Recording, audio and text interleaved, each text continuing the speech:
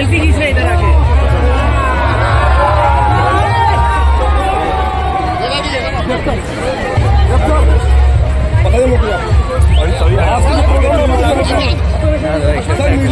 बताइए हमको आज के प्रोग्राम के बारे में।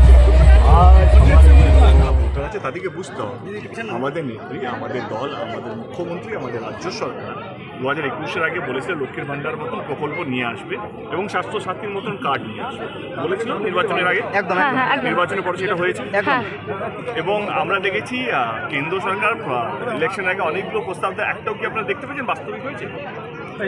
এইটাই হচ্ছে কথা। নির্বাচনটা শুধু ভোটের আগে কথা দিয়ে ভোট নিয়ে পালিয়ে যাওয়া সেটার জন্য নয়, যে মাঠে থাকবে আপনাদের পাশে থাকবে এবং যে কথাগুলো দিয়েছে সেই কথাগুলো রাখবে।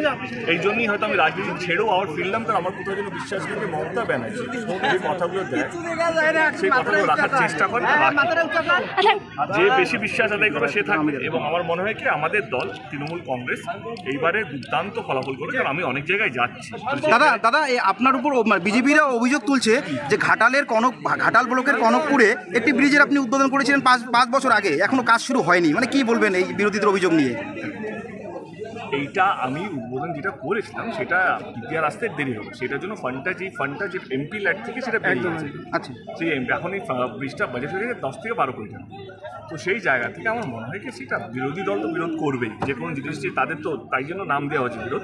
আর আমার মনে হয় এটা নির্বাচনের সময় এটা নির্বাচনের ভাষা কীভাবে দেবকে ছোটো করা যায়, কারণ এখনও কোনো পার্সোনাল আক্রমণ করেও কিছু পাচ্ছে না, তদন্ত বলে ইডি সিবিআই নিয়েও ওরা কিছু পাচ্ছে না। তো কোথাও যেন আমার মনে হয় কি এবার ওরা লেগেছে আর কি। মানে আপনাকে ভয় দেখানো হচ্ছে? না, আমাকে কেউ ভয় দেখানো, কারণ আমার মনে হয় না, আমি সবারই সঙ্গে খুব ভালো, মানে আমার প্রথম কথা হচ্ছে যে চোর তার ভয় লাগার কথা, যে চুরি করেন তার তো ভয় লাগার কথা।